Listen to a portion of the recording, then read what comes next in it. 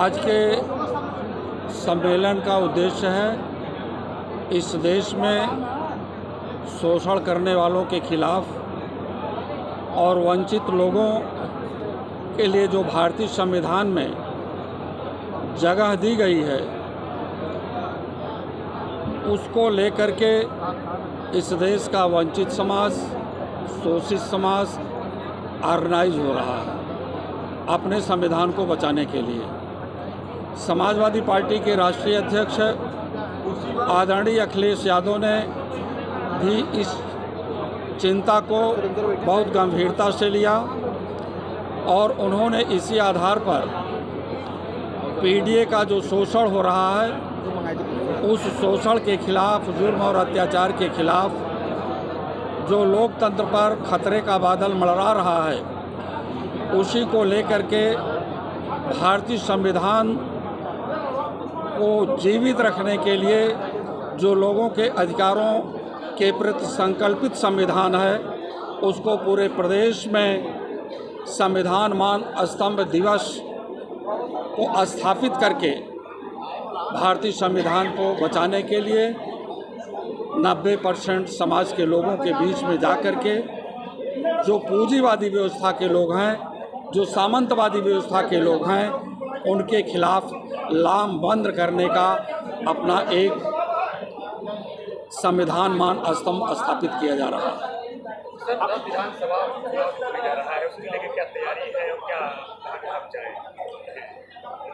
आने वाले उपचुनाव को लेकर के जो हमारी तैयारी लोकसभा के चुनाव की थी वही तैयारी विधानसभा के लिए भी है। मझवा में टिकट देने वाली पार्टी और क्या तैयारी है?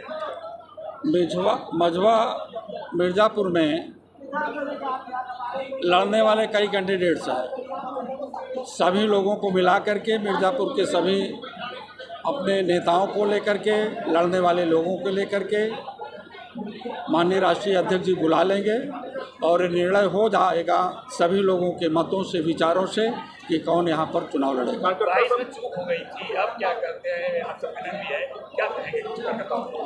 22 में चूक नहीं हुई थी, बेईमानी हुई थी। पूरे प्रदेश में बेईमानी हुई थी 22 में।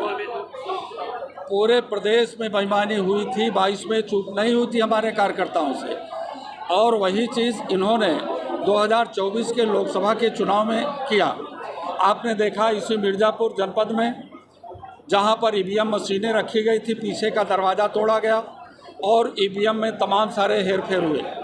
जनपद फर्रुखाबाद में ज़बरदस्ती हरा दिया गया, मेरठ अलीगढ़ में ज़बरदस्ती हरा दिया गया, बांसगांव में ज़बरदस्ती हरा दिया गया। हराने का काम इन लोगों का बेईमानी से है और अब पूरी तरह से ये जनता अपने संविधान के प्रति, अपने नेता के प्रति लामबंद हो रही है। अब हरगिज़ किसी भी तरह से इनकी बेईमानी हमारे इस देश और प्रदेश की जनता नहीं होने देगी। मिर्ज़ापुर कार्यकर्ता सम्मेलन में कार्यकर्ताओं को क्या संदेश देने आए हैं?